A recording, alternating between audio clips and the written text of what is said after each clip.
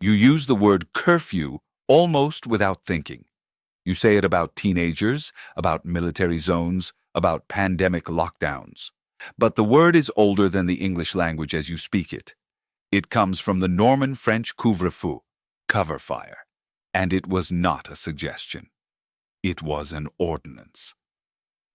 In a medieval town built of timber frames and thatched roofs, a single, unbanked hearth fire after dark could devour an entire street in an hour. When the curfew bell rang from the parish church tower at 8 or 9 in the evening, you covered your fire, you shuttered your windows, and you stayed inside. If you were found in the street after that bell, drunk, wandering, carrying no lantern, the watch could seize you, drag you to a lockup, and hold you until morning. No charge, no arraignment, no right to a lawyer, because lawyers as you understand them did not exist yet. That was the penalty for something you do every Friday night. And it was not the worst of them, not by a considerable distance. What follows is a catalogue of ordinary behaviors, things you do this week without a second thought, that carried specific, documented, sometimes physically brutal, legal consequences in the towns and villages of medieval Europe. These are not legends. They are not Game of Thrones set dressing. They come from court rolls, municipal statutes, and the meticulous records of cities that governed themselves with a granularity that would exhaust a modern bureaucrat. And the thing that will unsettle you is not how barbaric these punishments were. It is how rational they were, how precisely they were calibrated to a world where a stray pig could ruin a garden, a bad loaf could be the only food a family ate that day, and a rumor could end a man's trade forever. Consider the act of talking about your neighbor. You do it constantly. Everyone does. A comment about the state of someone's lawn, the volume of their music, the hours they keep. Gossip is the background radiation of community life. But in medieval England, habitual sharp-tongued speech, particularly from a woman, was a prosecutable offense. The legal term was common scold, and it meant a person whose quarrelsome or abusive language habitually disturbed the peace of the neighborhood. The punishment, in its most extreme form, was the scold's bridle. An iron cage fitted over the entire head, hinged and locked at the back of the skull, with a flat iron plate, the bridle bit, that pressed down on the tongue. Speaking with the device in place meant biting down on iron. The condemned woman would then be led through the streets by a chain, displayed to the community whose peace she had allegedly broken. Surviving examples sit in museum collections today. The one at Shrewsbury Museum has rough, hand-forged rivets and visible corrosion. It is not a large device. It would fit in a shoebox, but you cannot look at the tongue plate without your mouth going dry.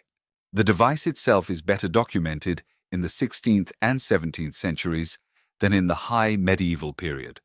The legal category of common scold, however, traces back to medieval common law and was not formally abolished in England until 1967. The year the Beatles released Sgt. Pepper's, a woman could still technically be prosecuted for talking too much.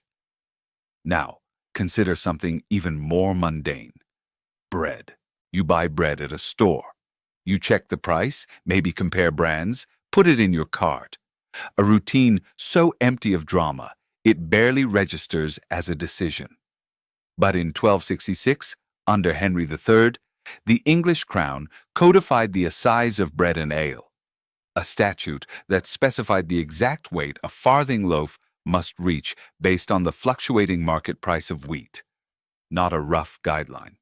An exact weight, adjusted on a sliding scale, enforced by appointed officials called bread weighers who carried scales into bakeries and checked. A medieval baker had less freedom to set his own prices than a modern gas station, and the penalty for cheating was not a fine, not at first offense anyway. A fine came first, but for a repeat offender, the Liber Albus, London's compiled book of customary law, set down in 1419, is precise.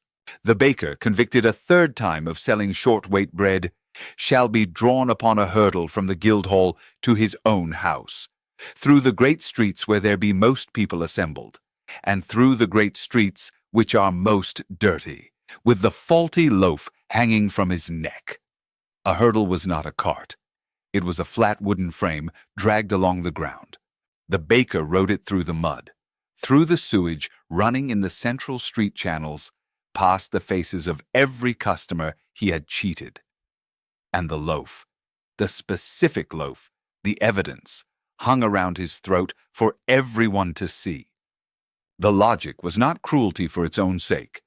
The logic was that in a world without consumer protection agencies, without Yelp reviews, without any mechanism for an illiterate purchaser to verify what they were buying, public humiliation was the enforcement system. The punishment was the advertisement.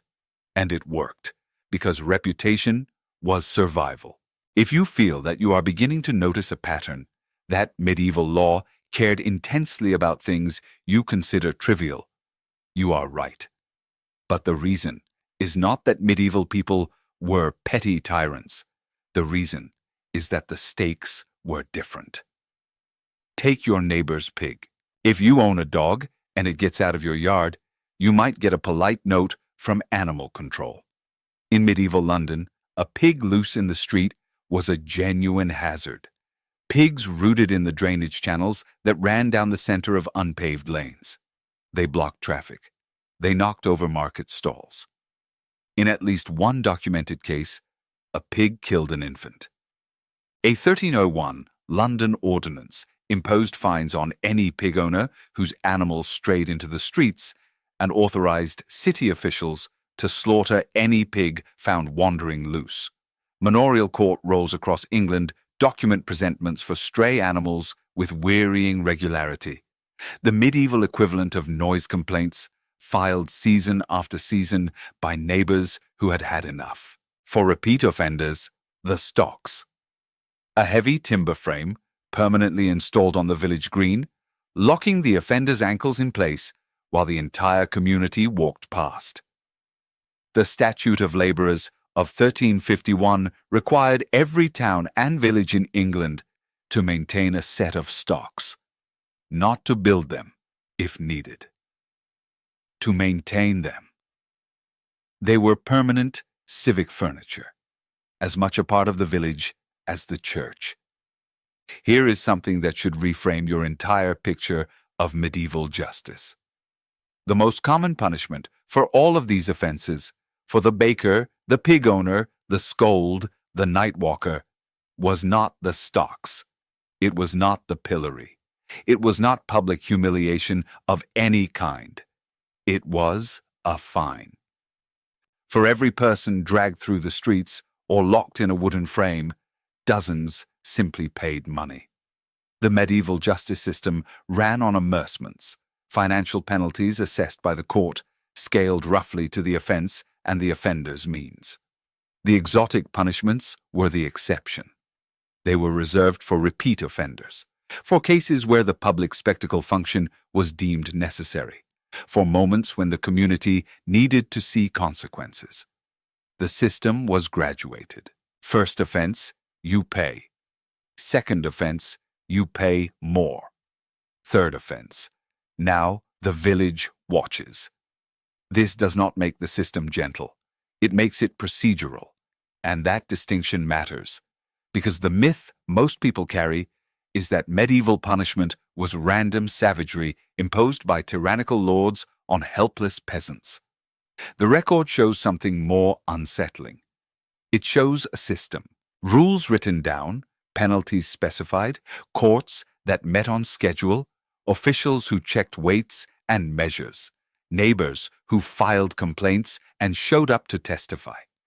The cruelty was organized, and it was sometimes spectacularly visceral. Consider selling bad meat. You have thrown away expired chicken from your refrigerator. You have sniffed milk past its date and poured it down the drain.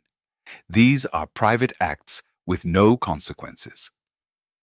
But a medieval fishmonger who sold putrid fish in the public market was committing a crime against communal survival. There was no refrigeration.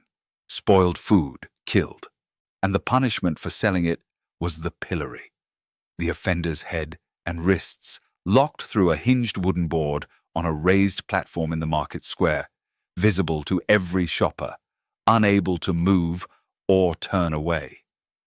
In 1364, a London fishmonger named John Welberg was convicted of selling what the record calls putrid and unwholesome fish.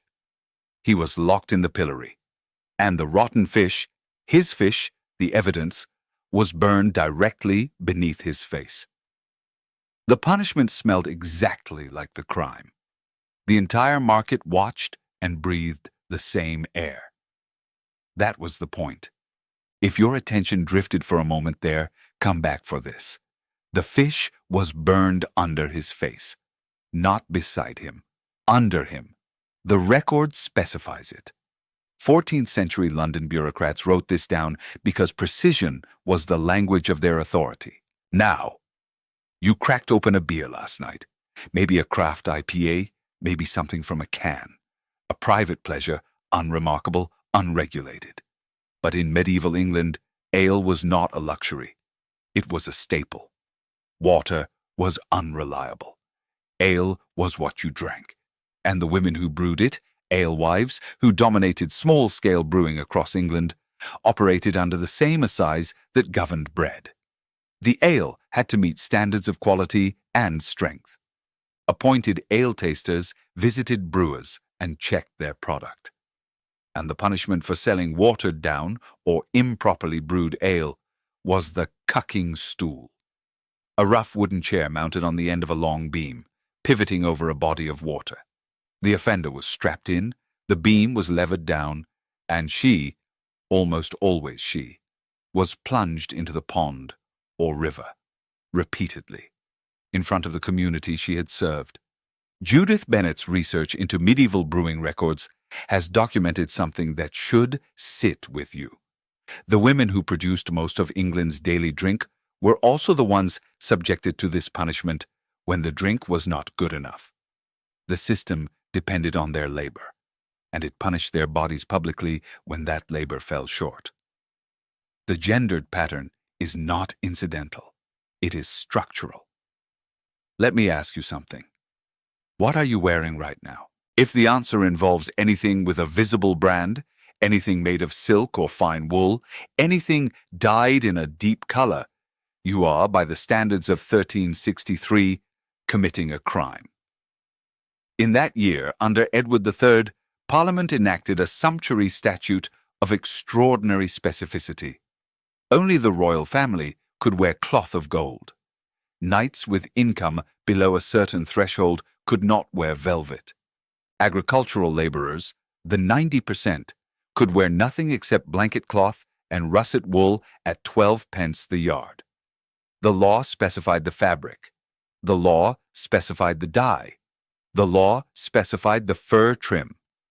Ermine was for the highest ranks, vair for those just below.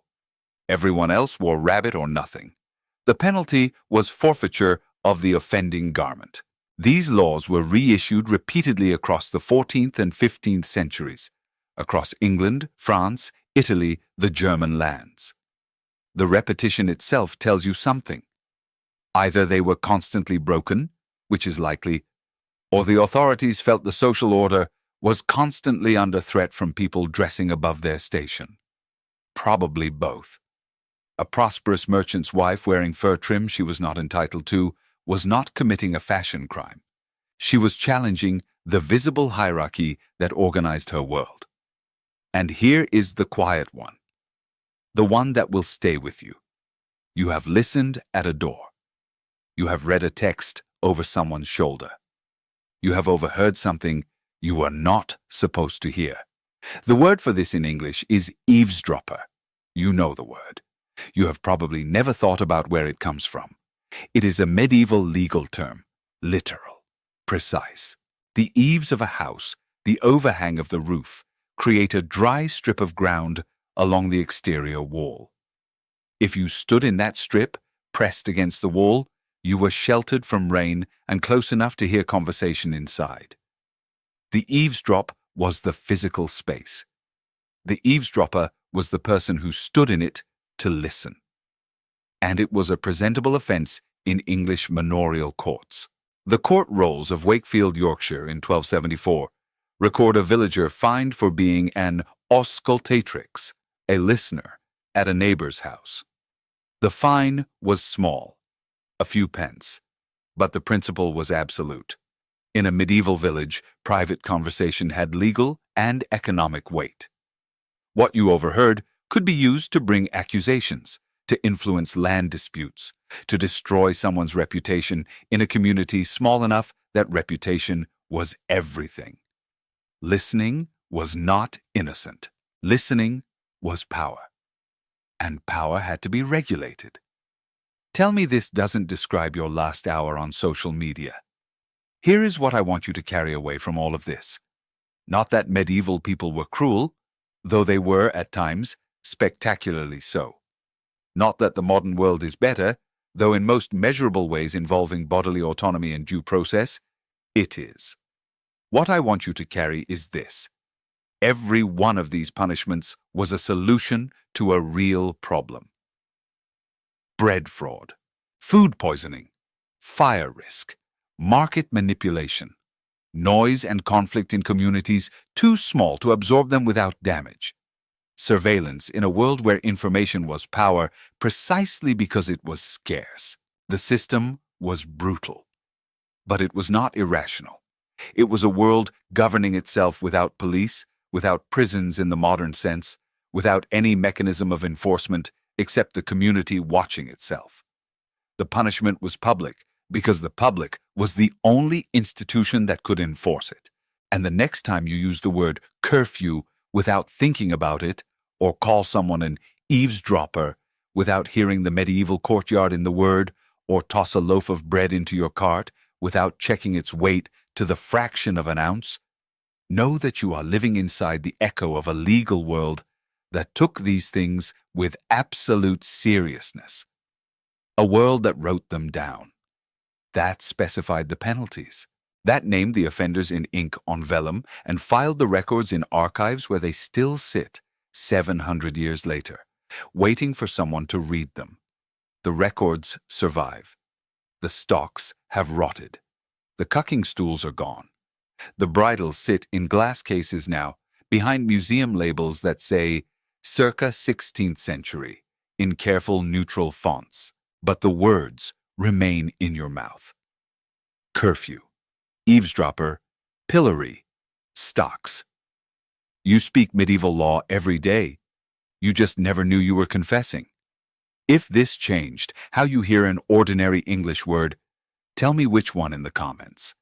And if you want to keep walking through the medieval world with this kind of specificity, the real record, not the Renaissance fair, subscribe. Next time, we go inside the walls of a medieval city at plague time.